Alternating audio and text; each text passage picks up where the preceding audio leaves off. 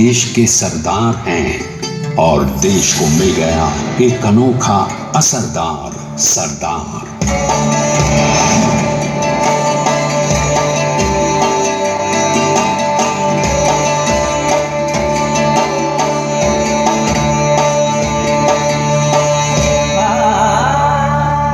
सरदार पटेल के नाम और देशभक्ति से अंग्रेज डर कर कांपने लगे। 1930 के नमक सत्याग्रह और दांडी कूच में वो बापू से भी पहले गिरफ्तार किए गए। तो सन 1932 में फिर उन्हें बापू के साथ ही जेल में 2 सालों के लिए डाल दिया गया।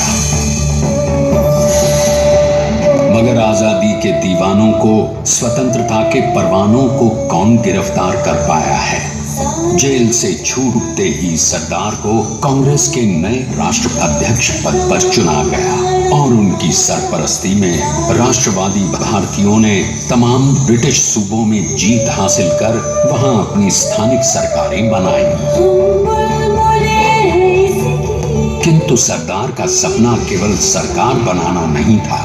उनका स्वप्न तो था एक ऐसे नए भारत का जहां हर रंग, हर रूप, हर जात, मजहब, तबके का हिंदुस्तानी एक साथ मिलकर एक ऐसा नया भारत बना सके जहां पूर्ण स्वराज के साथ सारे समाज को गरीबी, अशिक्षा, छुआछूत से भी आजादी मिल जाए। इसकी पहली रणनीति थी भारत को अंग्रेजों की गुलामी से आजादी, ताकि भारत के लोगों की अपनी सरकार सबके साथ और सबके विकास के लिए काम कर सके। बापू की अगुवाई में अब देश ने अंग्रेजों को अंतिम चेतावनी दे दी, करेंगे या मरेंगे, क्विट इंडिया, अंग्रेजों भारत छोड़ो।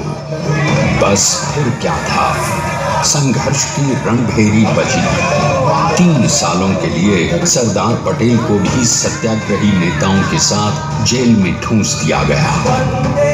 2 सालों के बाद अंग्रेजों को बापू के सभी शिष्यों और साथियों को छोड़ना पड़ा।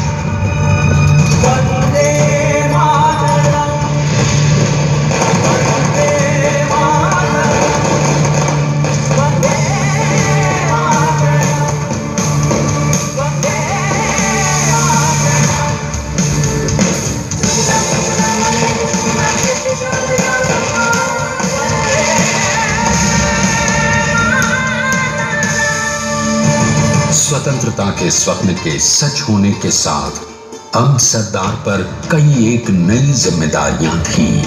आने वाली आजादी की तैयारी और एक नए भारत के लिए नए लोकतांत्रिक संविधान की संरचना। जैसा उनके साथी ने खुद कहा था, सरदार ने ही 6वीं हथौड़ी लेकर एक नए भारत को उकेरा है।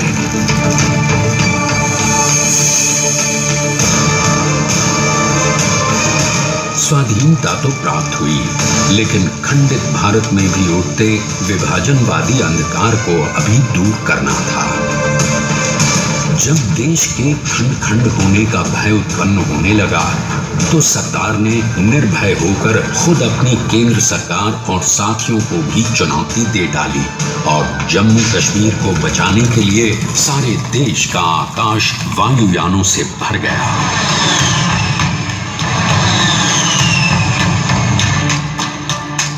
और फिर हैदराबाद और जूनागढ़ के भारत में विलयीकरण को पाकिस्तान से चुनौती मिली।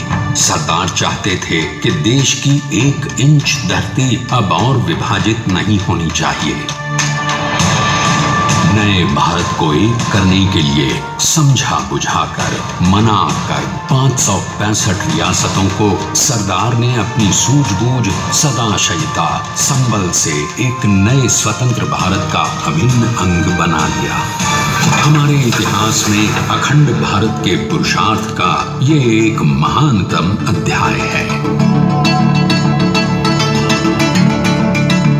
जैसा उन्होंने स्वयं कहा था, हमें नए धागों को पुराने ताने बाने में ऐसे पिरोना है कि एक दूसरे में गुंथ जाएं और बेहतरीन बनावट वाला एक नया भारत उभर कर सामने आ सके।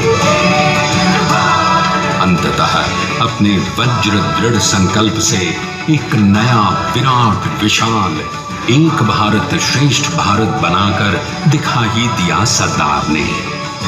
संसार के सबसे बड़े प्रजातंत्र के शिल्पी को प्रणाम करने के लिए देश ने बनाया है ये समर्थ स्मारक। स्वाधीन भारत को समर्थ भारत में बदलने वाले सरदार पटेल को समर्पित प्रेरणा तीर्थ भी है। प्रधानमंत्री श्री नरेंद्र मोदी के नेतृत्व में बनी विश्व की इस विशालतम प्रतिमा के सामने आकर सारी दुनिया जैसे स्वयं भी नतमस्तक हो जाती है।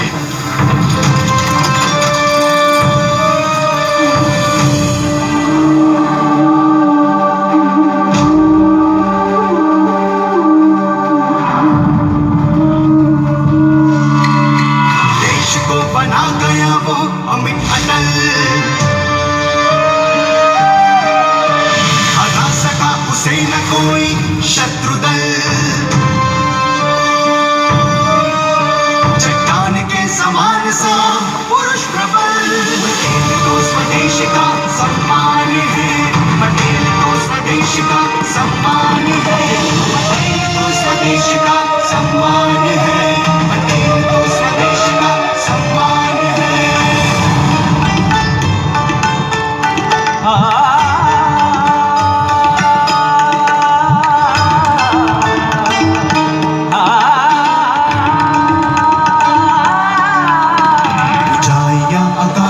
छुए